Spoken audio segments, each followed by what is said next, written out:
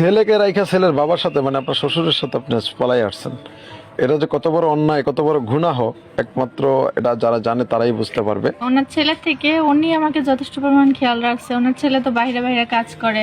উনি আপনার কি হয়, আপনার পাশে যে বসা? সে আমার পরিবার। মানে আপনার স্ত্রী? জি জি। আচ্ছা, তা উনি এখন আপনার স্ত্রী, আগে কি ছিল? আগে ছিল আমার ছেলের বউ। আবার হাসেন, বাহ, ছেলের বউ ছিল। সেই ছেলের বউকে বিয়ে করে এখন হাসি খুশিতে আছেন আপনি, খুব আনন্দে আছেন। আপনার ছেলে কোথায় আছে?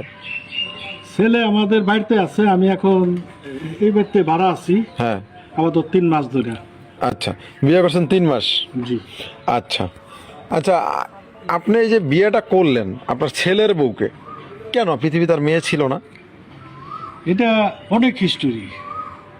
কারণ আছে, ছেলের বউ যেহেতু আমার পরিবারটা মারা যাওয়ার পর ছেলেরে বিয়ে করায় সংসারটা করাইছি। তারপর ছেলে বিভিন্ন ব্যবসা বাণিজ্য কাজে নিয়ে ব্যস্ত, আমি বাড়ির খুঁটিনাটি কাজকাম করতাম। হ্যাঁ। এক টাইমে কি যে কি হয়ে গেল আমি নিজেও বুঝতে পারলাম না। সবকিছু শেয়ার করতে করতে লাগে যে বন্ধুত্বর মতন করে শেয়ার করতে করতে এখন কি হয়ে গেল, বউ আমার মানে সবকিছু শেয়ার করতে করতে একবারে রূপ যৌবন যা আছে সব একবার শেয়ার করে দিচ্ছেন। Sure. বুঝতে পারছি। আচ্ছা, এই যে আপু, আপনার সাথে একটু কথা বলি। একবারে কি লজ্জা পাচ্ছেন? বলো। কথা একটু জোরে বললেন। হ্যাঁ, আমি আবার একটু কানে কম শুনি তো। আচ্ছা, আপনার ওনার ছেলে তো আপনার স্বামী ছিল নাকি? হ্যাঁ। এটা তো ওটাই ছিল আপনার প্রথম বিয়ে। আচ্ছা, তাহলে সেই ছেলেকে রাইখা, ওনার ছেলে তো ইয়াং আর উনি তো মুরব্বী, যে দাড়ি চুল সব একবারে পাইকে গেছে গা, তাহলে সেই ছেলেকে রাইখা ছেলের বাপের সাথে পালিয়ে আসলেন, আসলে কি কারণ একটু বলবেন? আসলে ছেলে থেকে মানে ওনার ছেলে থেকে উনি আমাকে যথেষ্ট পরিমাণ খেয়াল রাখছে। ওনার ছেলে তো বাইরে বাইরে কাজ করে। হ্যাঁ। উনি যথেষ্ট পরিমাণ খেয়াল রাখে, আমাকে গুরুত্ব দেওয়া সবকিছু উনিই করে আমাকে। আচ্ছা। এখন দেখা গেছে যে সব মানে এতটা গুরুত্ব দেওয়ার কারণে আস্তে আস্তে, আর ভালোবাসা এমন একটা জিনিস, মানে এখানে কোনো বয়স কন আর সমাজ কন আর আত্মীয় কন কে কি হয় এগুলো আপনি মানে এতটা গুরুত্ব দেই নাই। তখন এতটাই গুরুত্ব মানে এটাই দিছি যে হচ্ছে মানে তাকে ভালো লাগছে। আর হচ্ছে যখন আমাকে বিয়ের জন্য। আচ্ছা, এই ভালো লাগাটা কবে থেকে? আপনি যে এখন বিয়ে করছেন, এই বিয়ের কতদিন আগে থেকে? হঠাৎ করে একদিন আমার ছেলের বৌদি গোসল করতেছে, হ্যাঁ। আমি না বুঝাই বাইরে থেকে এসে গোসলখানে ঢুকছি, দেখে তার কিছু দেখে আমি ওটা লোভটা সামলাতে পারিনি। আচ্ছা। লোভটা সামলাতে না পারি, যেহেতু ওই দিনই আমি তার প্রতি আমার অন্য একটা ফিলিংস আয়া পড়ে। হ্যাঁ।